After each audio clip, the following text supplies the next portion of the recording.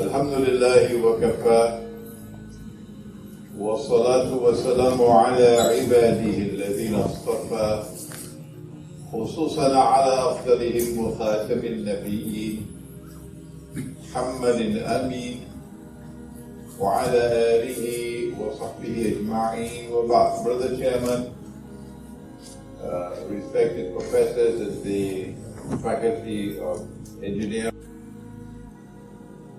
our topic is an Islamic eschatological explanation of modern Western civilization. At the end of the lecture comes the interesting part when we look at the Malhama, or what the Christians call Armageddon, the Great War, and what will the world look like post-Malhama. So let us begin with Allah's blessed name. And we always begin with the Book of Allah, which says to us in Surah An-Nahl, Surah number 18, فَأَعُوذُ بِاللَّهِ مِنَ الشَّيْطَانِ الرَّجِيمِ وَنَزَّلْنَا عَلَيْكَ الْكِتَابَ تِبْيَانًا لِكُلِّ شَيْءٍ إِلَى آخِرِ الْآيَةِ. And we send down this book on thee, O Muhammad sallallahu ta'ala alayhi wa sallam, that this book might explain all things. The most amazing, mysterious, inexplicable event in human history is the emergence of modern Western civilization. There's never been a civilization like this. And so there must be something in the Quran which will help us to understand it, which explains it. The Quran speaks to us in Surah Al-Ma'idah about a time which is to come. لَتَجِدَنَّ, you will most certainly find in time to come. أَشَدَّ النَّاسِ عَدَاوَةً لِلَّذِينَ آمَنُوا الْيَهُودِ. They may say anti-Semitism, but you can't speak about the word of Allah like that. Be careful, Zionists. Be careful with the Quran. You can bark elsewhere, but don't bark at the Quran. You will most certainly find in time to come that those who will have the greatest hatred and greatest enmity and hostility for you would be the Jews. Question: proper methodology. Let's begin. Is Allah speaking about all Jews? If the answer is yes, well, you're just still a schoolboy. That's a schoolboy methodology. No! You do not take any verse of the Quran in isolation to derive meaning and to conclude meaning. Not at all. If you do that, then you will have to conclude that when Allah ordered the angels, al-malaika, to make sajda before Adam alayhi salam, and they all made sajda except Iblis, you will have to conclude that Iblis was an angel. Iblis was an angel. Why? Because I use this schoolboy defective methodology of coming to a conclusion based on the study of one ayah. But when you do the proper thing, you study with the proper methodology, You go to the whole Quran, you see no. Iblis could not have been an angel. Why? Because Allah says in the Quran, وَيَفْعَلُونَ مَا يُؤْمَرُونَ. Angels don't have any choice. When Allah gives a command, they have to obey. But he disobeyed, so he could not have been an angel. And then you go to another part of the Quran where Allah speaks plainly and clearly and says, وَكَانَ مِنَ الْجِنِّ. So proper methodology is that Allah is not speaking about all Jews. No.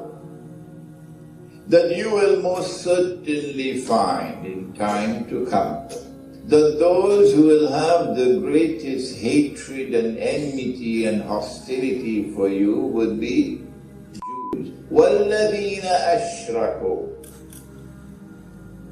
Not only the Jews, but another people beside them, who would be in the more outward form of shirk. But at that time, when you will find this phenomenon, you'll also find something else. What is it? وَلَتَجِدَنَّ أَقْرَبَهُمْ مَوَدَّةً لِلَّذِينَ آمَنُوا الَّذِينَ قَالُوا إِنَّا نَصَارَى.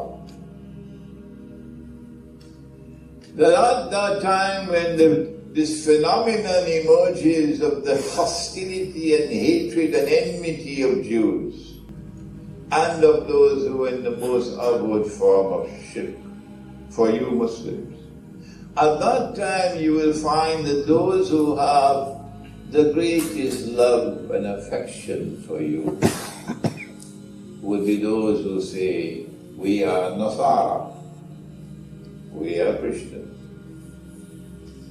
ذلك بأن منهم القسيسين والرهبان وأنهم لا يستكبرون.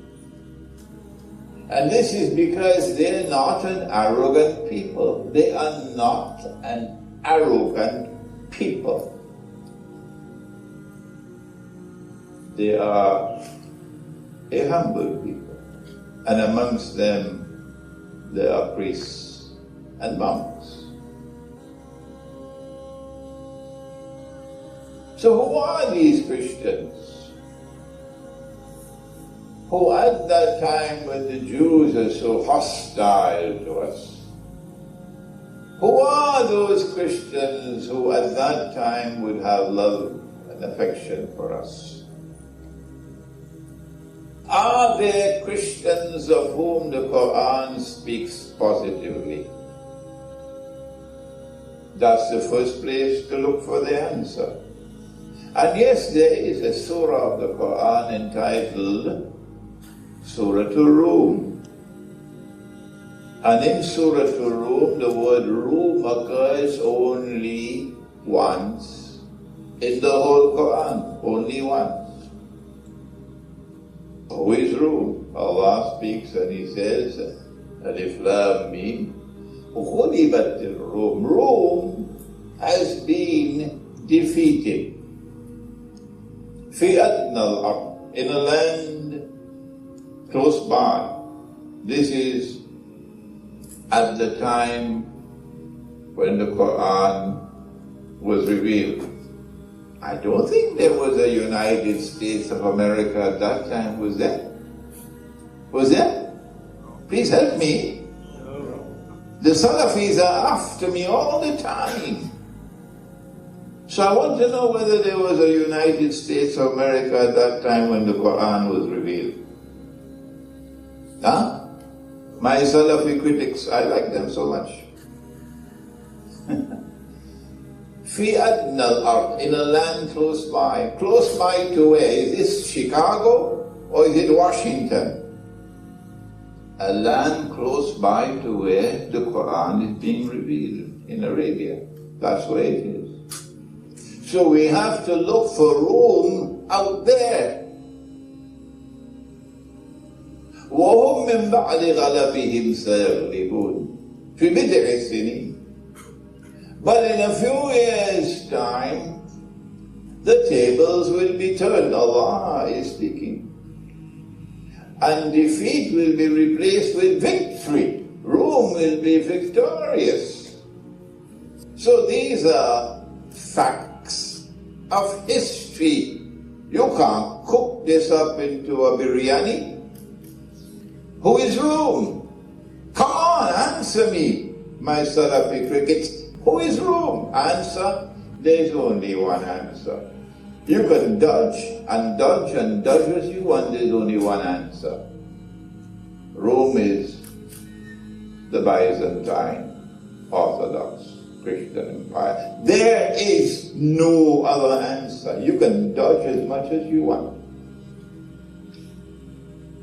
The Byzantine Orthodox Christian Empire, which was based in Constantinople.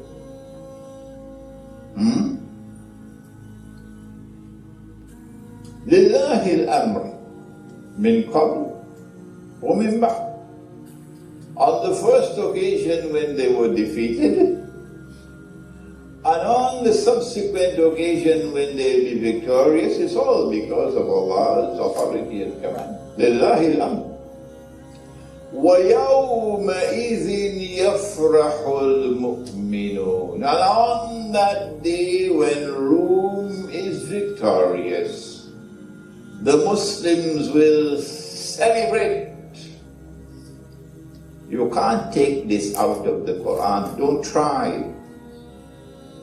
The Muslims will celebrate when Rome is victorious.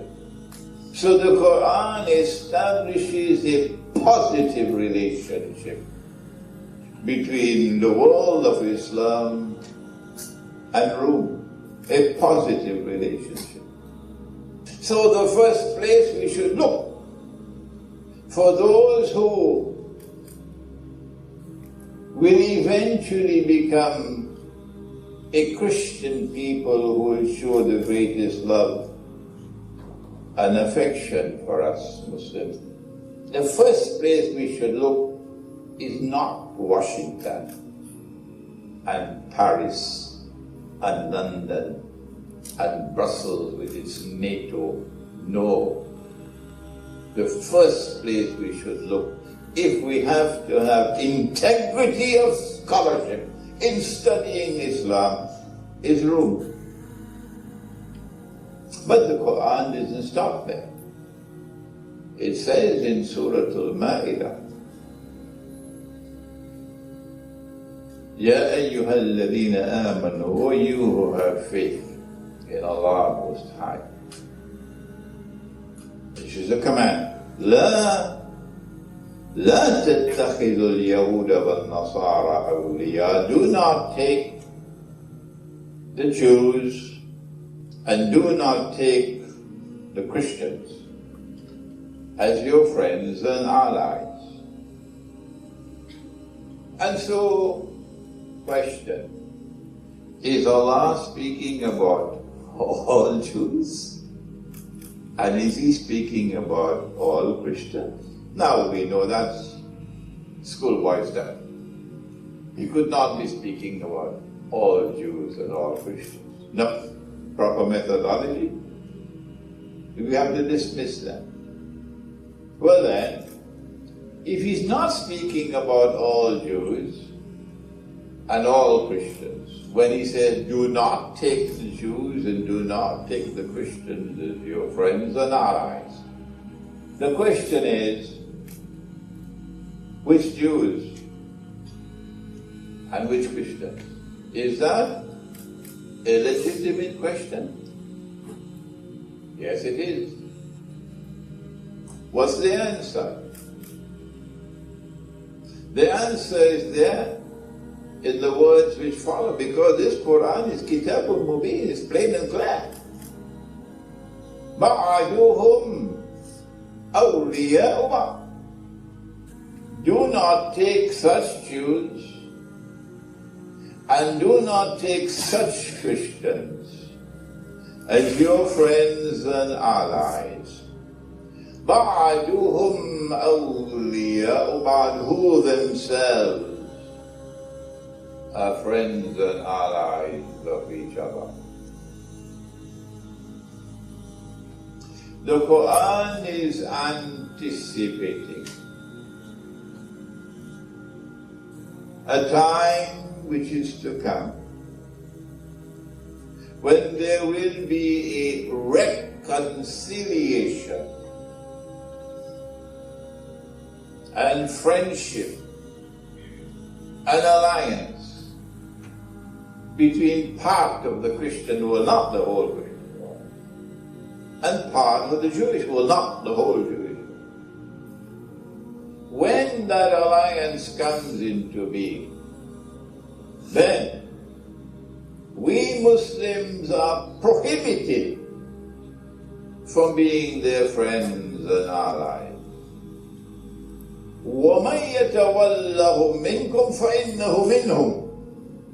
And whosoever from amongst you turn to them with friendship and alliance, enter into their embrace, whether it is political, or whether it is economic, or whether it is monetary, or whether it is educational, or whether it is an entertainment and sport, whatever it may be, if you enter into their embrace, وَمَنْ يَتَوَلَّهُمْ مِنْكُمْ فَإِنَّهُ مِنْهُمْ. You no longer belong to the ummah of Muhammad alayhi salatu wasalam. You now belong to them. إِنَّ اللَّهَ لَا يَهْدِي الْقَوْمَ الظَّالِمِينَ.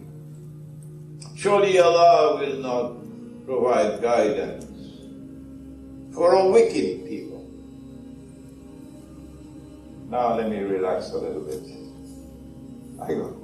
I got an invitation from Senegal. I like Senegal. I've been there once before, about 30 years ago.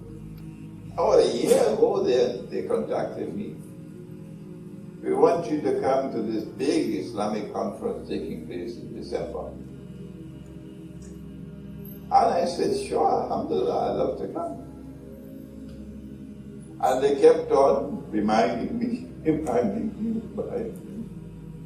And I kept on saying, yes, I will come, I will come. Sheikh, we want you there. We love you in Senegal. My French is not too great, but still I could understand French and I could speak a little bit. Then they sent me the program, the conference. And when I went through the program, I saw the name of former President Bill Clinton, that he is going to be addressing the conference. So I sent a letter to them right away. I will not disgrace myself, and I will not disgrace the Ummah of Muhammad alayhi salatu wasalam in participating in any conference, Islamic conference, in which Bill Clinton is invited to address the conference, or any representative of the government of the United States of America. You can be annoyed with me, that's your business. I will not disgrace myself and disgrace the Ummah of Muhammad alayhi salatu wasalam. That was my response. Why? Because I can see the Jewish-Christian alliance. It is this Jewish-Christian alliance which came into being and was cemented by something called Zionism, which has as its mission to liberate the Holy Land for the to bring the Jews back to the Holy Land, to reclaim it as their own 2,000 years after Allah had expelled them. And having expelled them, he said, وَحَرَامٌ عَلَى قَرْيَةٍ أَهْلَكْنَاهَا أنهم لا يرجعون. You can never return to reclaim this town as you own after I've destroyed it. You can never return. Hatta, until, and we let you know what it is. So I recognize that it is the Judeo-Christian Zionist alliance which is at the heart of modern Western civilization. That it is this modern Western civilization which gave to the world a continuing scientific and technological revolution, which gave to it unprecedented military power. For the first time in human history, one civilization with a military power to take control of the whole world. And then use that military power to wage a Western jihad against the rest of the world at the point of a bloody sword, and to colonize the rest of the world. In their jihad, they call it crusade, it's a jihad. And Bill Clinton is one of the foremost figures in that alliance. Every American president, if an American president steps out of line, they do to them what they did to JFK. If an American president steps out of line, they do to them what they did to John F. Kennedy. You're not supposed to step out of line. So I said to them, I will not disgrace myself and disgrace the Ummah of Muhammad alayhi salatu wasalam by attending an Islamic conference in a Muslim country to be addressed by Bill Clinton or any representative of the US government. I gave that answer because my Ilm or Islamic Eschatology allowed me to recognize the reality of modern Western civilization using the Book of Allah. That's the importance of the subject. Modern Western civilization passed through certain stages in the process of serving the mission of Al-Masih al-Dajjal. Who is Al-Masih al-Dajjal is not taught in your engineering faculty. He is someone created by Allah, whose mission it is to impersonate the true Messiah and get the Jews to believe that he is the true Messiah, when in fact he would be the false Messiah. When Allah sent the true Messiah, Allah tested them, and they failed the test. They said he's a bastard. They said he's a bastard. And a bastard cannot be the Messiah. And then when they saw him die on the cross before their very eyes, no, he could not be the Messiah. Why, he is dead. He never ruled the world from Jerusalem. The golden age never came back. The Holy Land is still under Roman rule. What they did not know, and no one knew until the Quran was revealed, was it was Jibreel alayhi salam who came to her in the form of a human being to inform her, you're going to have a baby boy. And he's going to be the Messiah. And she said, how can I have a baby boy when no man has ever touched me? And he said, it's a matter decreed by Allah. يَفْعَلُ مَا يُرِيدُ. He can do whatever he wants. What they did not know, and no one knew until the Quran was revealed, was that no, they did not kill him. No, they did not crucify him. Allah made it appear like that. And if we have the time, the Quran can explain to you what happened. And Allah raised him. So he never experienced maut.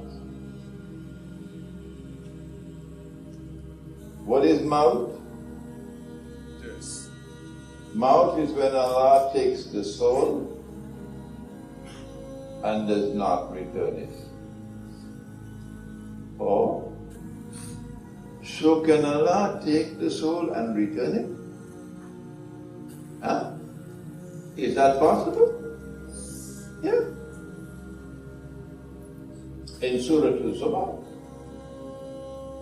Allah takes the soul and Allah can return it when you're sleeping. So one day, He's going to come back. The true Messiah. But they rejected Him. They say He's a bastard. وَنَعُوذُ بِاللَّهِ مِنْ هَذَا. And they're waiting for the Messiah to come. So that's why Allah created the false Messiah. And the false Messiah is the mastermind who created modern Western civilization. Only Islamic Eschatology could give that answer, no one else. No one else. And the Prophet said, alayhi salatu wasalam, about Dajjal, and if you want to study Dajjal, make sure you know politics. Make sure you know economics. Make sure you know monetary economics. Make sure you know world history. If you want to study Dajjal, don't enter this subject unless you have a versatile scholarship. Make sure you have proper methodology for studying the Quran. And that proper methodology will be able to identify for you fabricated ahadith. Like that, fabricated ahadith. Fabricated hadith. That Aisha radiallahu ta'ala anha said, the Prophet Muhammad alayhi salatu wasalam married me when I was 6. Sahih Bukhari. If you accept that to be true, then I ask you to show just 5 ringgits worth of integrity. That's all. Stand up and say, I am prepared to marry a 6-year-old girl. If he could do it, then it is sunnah. If it is the sunnah to marry a 6-year-old girl, then how come you're not doing it? If you have integrity, if you say the hadith is valid, it is true, then how come you're not prepared to even say it? Come on, I challenge you. Say it. No one has done it in human history. From the time of the Prophet ﷺ to this day, how many Muslims have married a 6-year-old girl? How many? Why have you abandoned the Sunnah so shamelessly? The answer is the hadith is fabricated. It is in conflict with the Quran. So proper methodology is required. Because when you come to Ilmu Akhirul Zaman, you're entering into a minefield. They put mines there. You step on it, the ship will blow. Sometimes the hadith is fabricated. And sometimes a part of the hadith is fabricated. The rest is okay. So you've got to be able to recognize the fabrication. The Prophet said, sallallahu ta'ala alayhi wa sallam, when Dajjal is released, he'll live on earth for 40 days. There's a book outside of mine entitled Jerusalem in the Quran. And the cover of the book, designed by a Malay artist, you'll see 3 circles based on this hadith. that when Dajjal is released, he'll live on earth for 40 days. One day, Yawmun Kasana, one day which would be like a year. Oh, wait a minute, this is the Faculty of Engineering. So you know about space and time in this university. One day which will be like a year. Yawmun Kashahr, one day which will be like a month. Yawmun Kajum'ah, one day which will be like a week. وَسَائِرُ أَيَّامِهِ كَأَيَّامِكُمْ, and all his days, meaning all the rest of his days, would be like your days. When his day is like our day, he would be in our world of space and time. So you'll be able to see him. He'll be a Jew. He'll be a young man. He'll be powerfully built. He'll have curls. The Orthodox Jews have curls because of what is in the Torah. And from Jerusalem he will declare, I am the Messiah. My estimate is that that's not too long from now when that's going to happen. But before he enters into our world of space and time, he's born of Jewish parents, Dajjal will not succeed in convincing any Jew that he is the Messiah unless they know who are his parents. They have to be able to trace the bloodline, that this man is from the house of David, Dawood alayhi salam, if he is to be accepted. So he can't just drop out of the sky with a star. No. You have to know his pedigree. You have to know who his parents and grandparents and so on. So at that time, Dajjal will be born as a human being. But before that, he's not in our world of space and time, but he's here on earth. Are there angels in this auditorium? Of course there are. Can you see them? No, you can't. But they're here. There are two on your shoulders. Can you see them? No. Are there jinn in this auditorium? Yes. Each one of us has a jinn attached to us. Can we see them? No, we can't. But they're here. So Dajjal is here, but you can't see him. So in stage one, a day which is like a year is the longest one. And then comes a shorter one, a day which is like a month. And then comes the shortest one, a day which is like a week. Perhaps. I don't know. This is what is in the Christian, the Jewish scriptures. When they spoke of the mark of Dajjal, the piece of 666. 666 would be 600 plus 60 plus 6. 600 being a big number, 60 being a much smaller number, and 6 being a very, very small number. So a day like a year, a day like a month, a day like a week. And during these 3 stages, he is advancing towards his goal of eventually ruling the world from Jerusalem. If you want to rule the world, that has political implications. If you want to rule the world, that has economic implications. If you want to rule the world, that has monetary implications. If you want to rule the world, that has military implications. So the student of Dajjal has work to do. I noticed that the hadith speaks of Dajjal, the hadith of Tamim al-Dari, being on an island. So when he's released, he'll be released from that island. In my book, Jerusalem in the Quran, I came to the conclusion the island is written. And I gave substantial amount of evidence to support my claim. But if you want to say Singapore, that's your choice.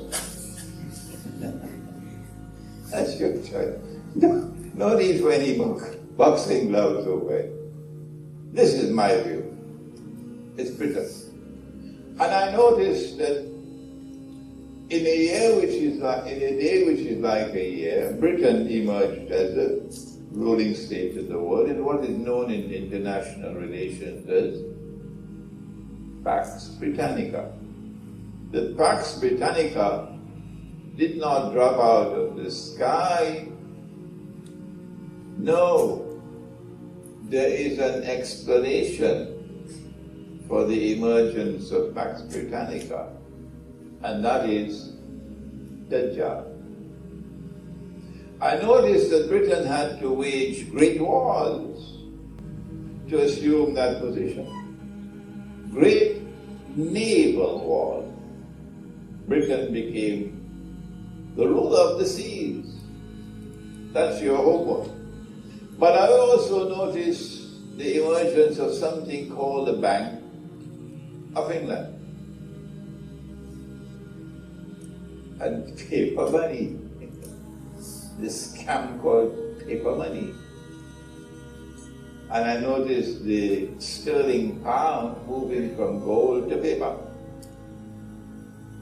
And then the sterling pound becoming the universal currency and Britain becoming the financial capital of the world. And none of this is happening by accident. If you believe that this is happening by accident, you got peanuts in your head. You have to excuse me. I'm 72, and I've been in this field for a long time. So sometimes my language now betrays the agony of I just can't get the scholars of Islam to agree with me. Everybody else agrees with me, but not the ulama. So it's a case of frustration. Yeah. So you have to kindly excuse me. And then I noticed a mysterious change taking place, not by accident. The great wars take place and Britain sinks. And the sterling pound sinks with it. Britain can no longer command the authority of the sterling pound. And the United States, that maverick, born just 200 years ago, takes over from Britain. And the US dollar replaces the sterling pound as the international currency. I attended a conference of independent thinkers in Iran 2 weeks ago. It was a galaxy of independent thinkers from all over the world. And it was a joy to be in the presence of these people. The only place in the world where they could gather is in Iran, nowhere else. And during the course of the conference, there was a professor, university professor from Canada, sitting close to me. Professor of history, political history, written huge works on history. And his mind began to work over time when he began to listen to our eschatology. And then he surprised me with something I never thought about. He said to me, the United States was a baby in the womb of Britain, incubating within the womb of Britain. Pax Americana, he said, was in the womb of Pax Britannica, incubating. But Pax Britannica never knew that this baby, when it's born, is going to grow up and take over from the mother. And so a slave woman will give birth to her mistress. And he says the same thing is happening now, Imran. The United States is now in irreversible decline. I didn't need political analysis for that. I only needed Islamic eschatology.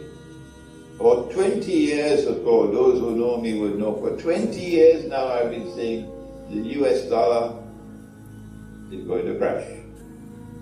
And the whole monetary system will collapse. Where did I get that knowledge from? Was it some genie? That's what the Salafi are now saying. No, it's analysis. Political and economic and monetary analysis based on ilmu akhirul zaman. That crash is coming. Guess who wants the crash?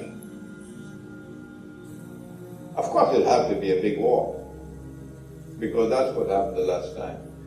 But this big war is going to be the war of all wars. The Prophet ﷺ called it the Malhama. The Christians call it Armageddon. Don't blame me for it. It's there. We all know about it.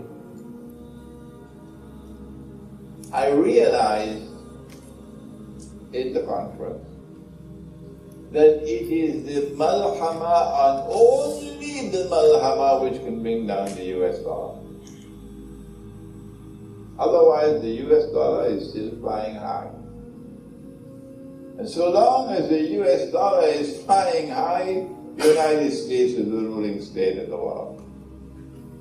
But he said to me, the baby is incubating. Pax Judaica is incubating in the womb of Pax Americana. History is repeating itself. I said to him, MashaAllah, a secular scholar, and you were able to recognize something so important that I did not recognize. So this is where we are now. A day which is like a month is coming to an end. And a day which is like a week is about to commence. And if we are not conscious of that, something is wrong. We're just eating biryani and going to sleep. Ulaika kal-an'am. Allah said, they're just like cattle. Bal hum adall. They have eyes and yet do not see. They have ears and yet do not hear. They have hearts and yet do not understand. They're just like cattle. So all you have to do is to give them 1,000 US dollars a day. That's what is being offered them. And where is the money coming from? You just have to print the paper, that's all. No big thing. You need a printing press, you need ink, you need paper, and you can print the US dollars and give it to them.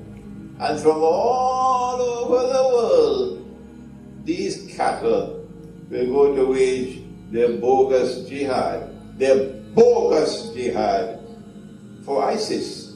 Their bogus jihad with US dollars. And with arms provided by Saudi Arabia, the client state of Israel. Yes, go ahead and wage your bogus jihad. Allah's punishment is coming. You better stop where you are and study the Quran. They need the big war.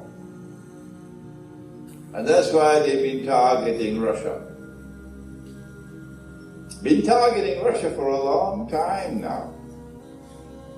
But now it's coming closer over Crimea. Will Russia ever give up Crimea? Never. Never. No Russian government can ever give up Crimea. And yet the loss of Crimea was the biggest slap on the face for the Zionist world since the Zionist movement was created.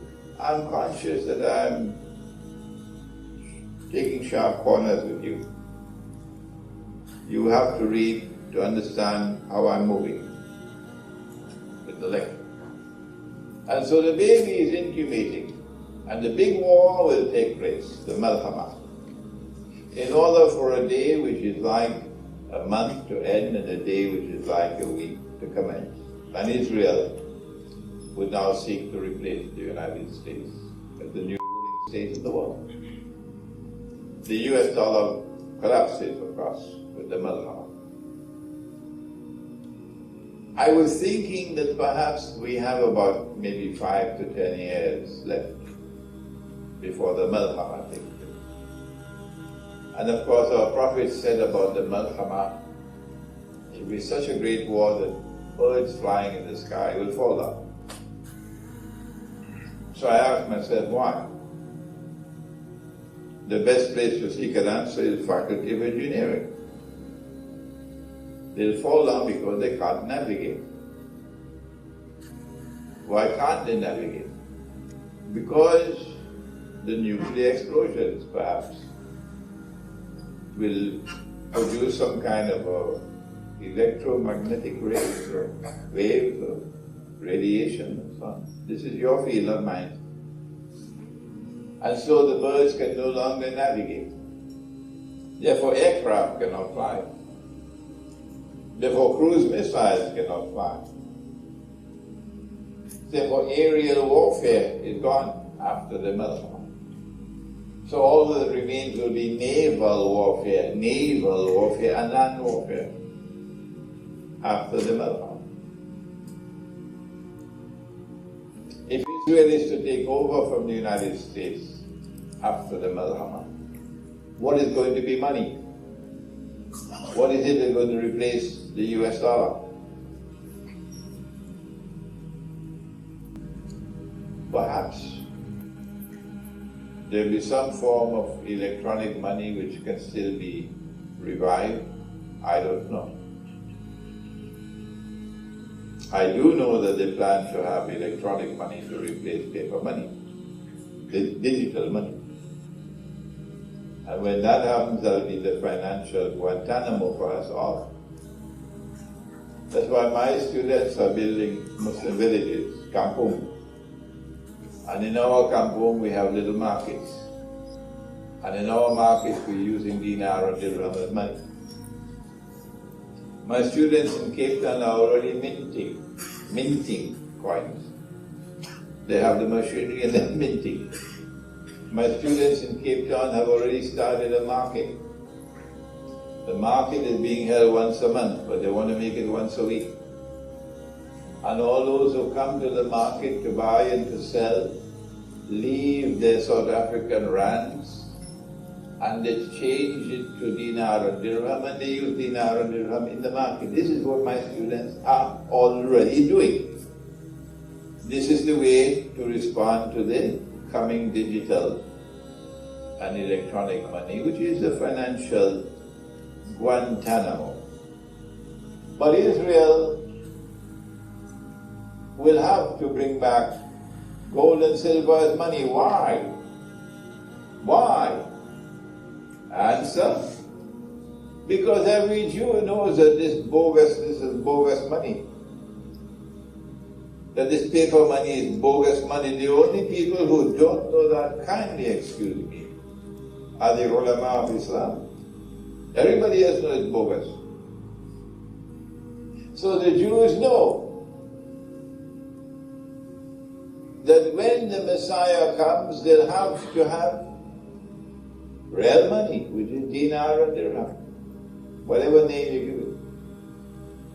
So for Dajjal to successfully impersonate the Messiah, Israel has to restore gold and silver as money. Do you know that gold and silver is already legal tender in Israel? Do you know that? Do you know that gold and silver is already legal tender in several states of the United States of America? Do you know that? Shame. Shame.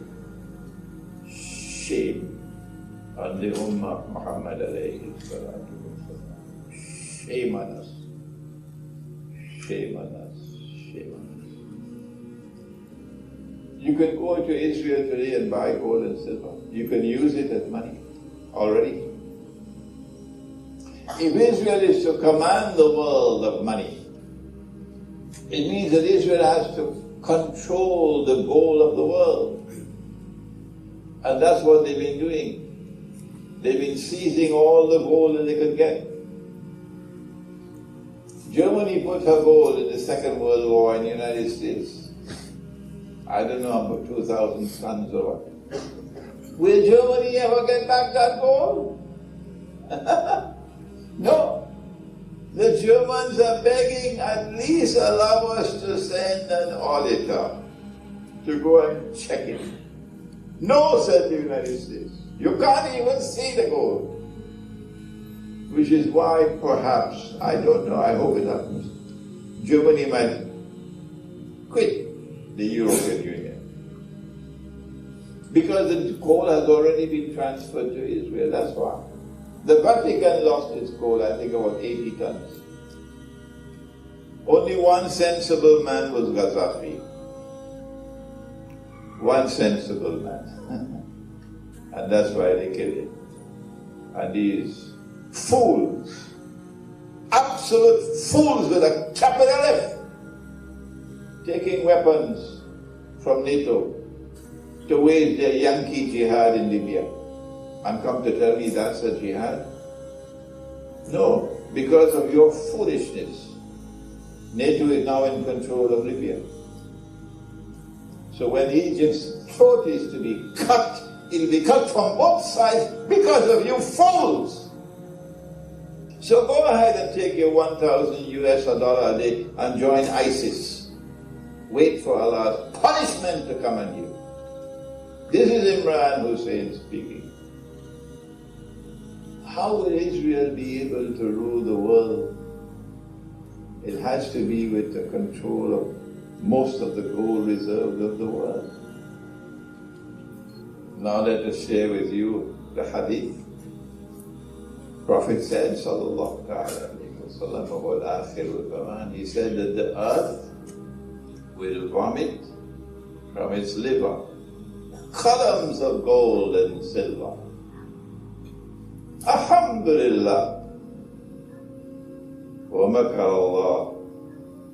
Wallahu khairul makirin. Where will it happen? I didn't know. Until I went to Java 2 months ago. And I heard that all over Java they're digging for gold.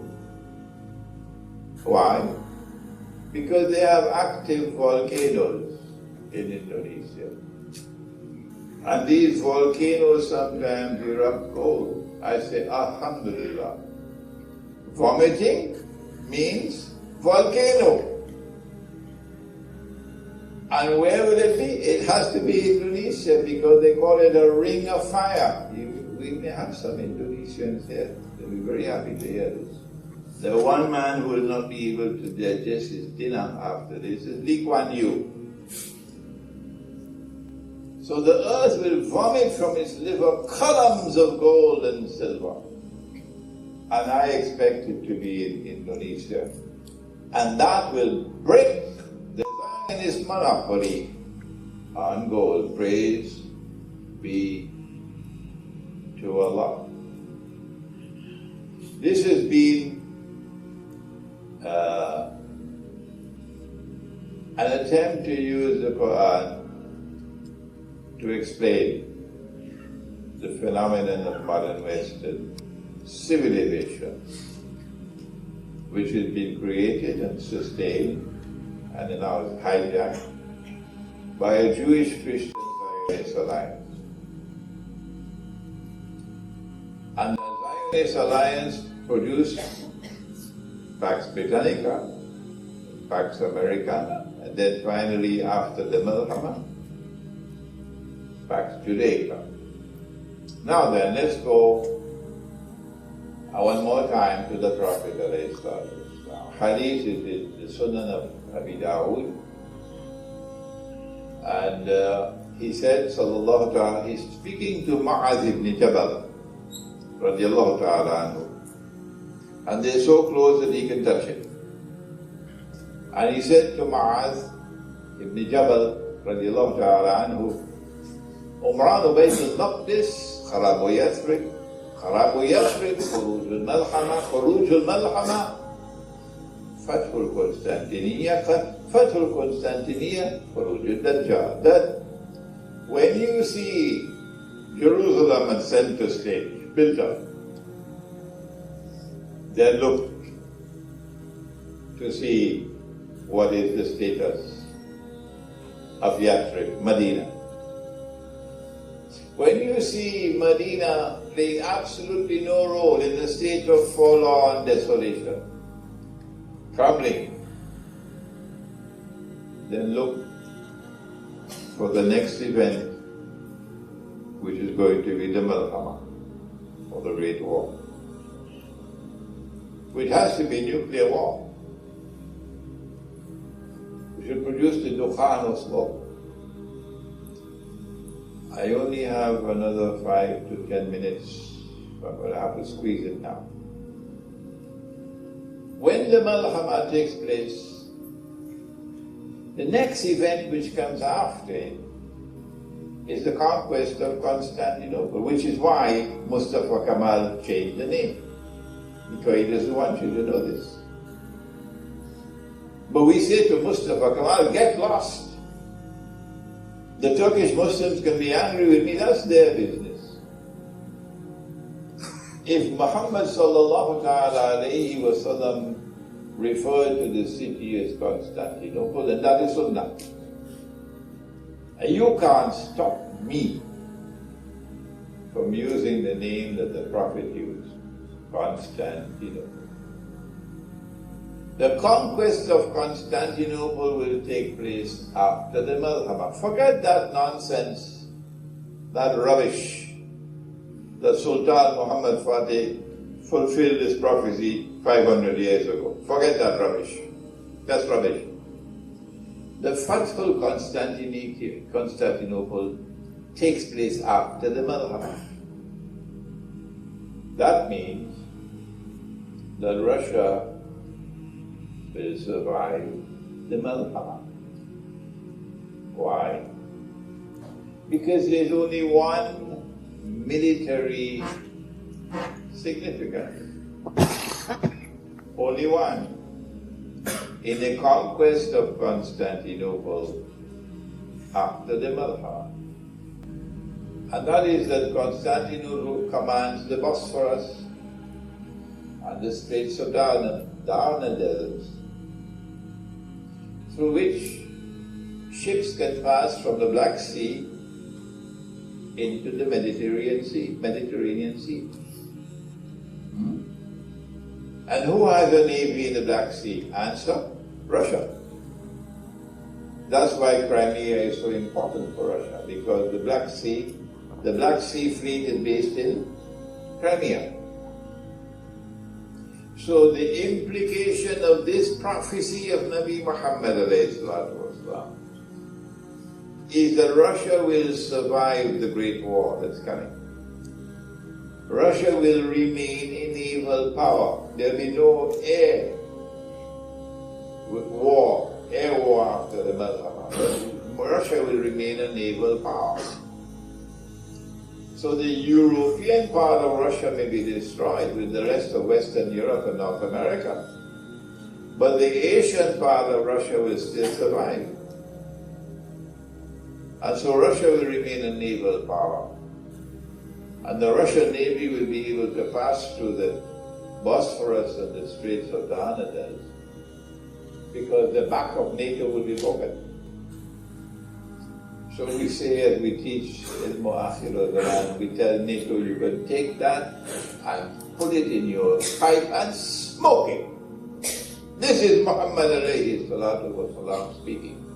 You can't defeat Muhammad sallallahu alayhi wa sallam. You cannot do. You cannot defeat the Quran. No, you cannot. This is the Muslim speaking to you. It is only after the conquest of Constantinople that Dajjal will now emerge. He can talk. Why will the Great War take place? Let me quote for you one more hadith, and I still have 5 minutes. The Salafi critics hold on to their methodology that no one is authorized to interpret. Explanation is tafsir, interpretation is ta'weel. And no one is authorized to interpret the Quran or the Hadith other than Allah and His Messenger and the early Muslims. So when the Hadith says that Dajjal is going to fly on a donkey, the donkey will travel as fast as the clouds and the donkey will have his ears stretched out wide. The Salafi is waiting for the flying donkey. We have a different methodology. Our methodology is to recognize this as religious symbolism, and it refers to the modern aircraft. So it's up to you to choose.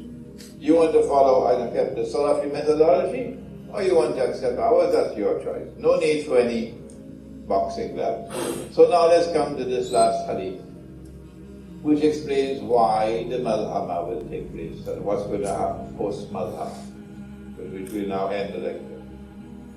The Prophet said, alayhi salatu wasalam, that the river Euphrates will uncover a mountain of gold. People will fight over that gold. And 99 out of every 100 would be killed. And everyone will say, I will be the one who will survive. But the Muslims must not touch that gold. So those who hold on to that methodology are waiting for a mountain of the metal to come out of the river. And we say to them, that's your choice, so you wait. Our view is that this is religious symbolism, and we offer an interpretation. You don't have to accept. We say the mountain of gold has already come out. There's something underneath the river which is destined one day to function as gold. And that which is underneath the river is in such a huge quantity that is symbolized by a mountain. And we say it's black gold, it's oil. When did oil begin to function as gold? If you study monetary economics, you would know that when they met at Bretton Woods in 1944, and then the International Monetary Fund was created in 1945, it gave to one currency, the US dollar, redeemability in gold at $35 an ounce. And all the rest of the paper money in the world had to bow and submit to His Majesty the US dollar, including the Ummah of Muhammad alayhi salatu wasalam. The US are not supposed to print more paper than they have gold, because they got to redeem at $35 an ounce. So then came the Vietnam War, which could be used as an excuse to print more and more paper to finance the war. It was a scam. The Vietnam War was a scam to destroy the integrity of the monetary system, whatever integrity it had. And the French saw through it. Charles de Gaulle saw through it. And he denounced the unjust and oppressive monetary system. And he kept on demanding for his US dollars to be redeemed in gold, and the US didn't like it at all. And so they got rid of Charles de Gaulle. But even after he was no longer president, and even after he died, the French continued what no Muslim country did. The French continued, except for a brief moment of Ahmad Sukarno, may Allah have mercy on him soul. The French continued with their attack on the system until September 1971, when the US said enough is enough, and they scrapped it. We gave our word, but we don't have to keep our word. And so the US dollar is in no man's land from 71 to 73. But the Mufti who is giving fatwa doesn't know about this. In 1973, Kissinger pulled off the greatest day in history because of the Arab-Israeli war and the Zionist war on both sides of the war. Kissinger was able to go to Faisal and make a deal. And Faisal fell for it. May Allah have mercy on his soul, he was a good man, rahimahullah, but he didn't have the knowledge. And Faisal agreed to what was haram, that the Saudis will sell oil for only US dollars and get the other Arab oil producing countries to do the same, and then get OPEC to do the same, and that was the birth of the petrodollar. And that was the moment when an ocean of oil began to function as a mountain of gold, the birth of the petrodollar. But if you want to wait for the mountain of the metal to come out of the river, that's your choice. So the Malhama is going to come. And this has been the cause, because 99 out of every 100 cannot be conventional warfare. It has to be weapons of mass destruction for 99 out of every 100 to be killed. So the Malhama is going to be waged for protecting the monetary system, the petrodollar monetary system. Who is challenging it today? Russia. Russia is the leading power in BRICS. Who are BRICS? Russia, China, India, South Africa, Brazil. And they are now posing the first significant challenge to that petrodollar monetary system, bogus monetary system, which is why they are targeting Russia. Ukraine is just the excuse. They want Russia. They want Russia by the throat. Russia is not backing down. No, Russia is not backing down. Iran might back down, but not Russia. And so the Malhama is coming. And it's going to be fought for the mountain of gold. Who will die in the Malhama? Answer: those who are fighting for the mountain of gold, 99 of every 100 will be killed. Those who stay out of it, they don't touch that gold, they're not going to be killed. So I take no joy in saying that I expect that North America would not be livable after that. Goodbye to United States, goodbye to Canada. It's no source of joy to me. That Europe will be gone. And who is going to be very happy when Western Europe and Russia and the European part of Russia and North America are gone? Who is going to be happiest of all? Answer: Israel. That's fine. Because in a post-Malhama world, Israel will still remain a commanding military power, and Israel will have control of money. I have taken an hour of your time, and I've compacted a lot of material into this small time frame. I hope I've not confused you, but I do hope I've succeeded in whetting your appetite.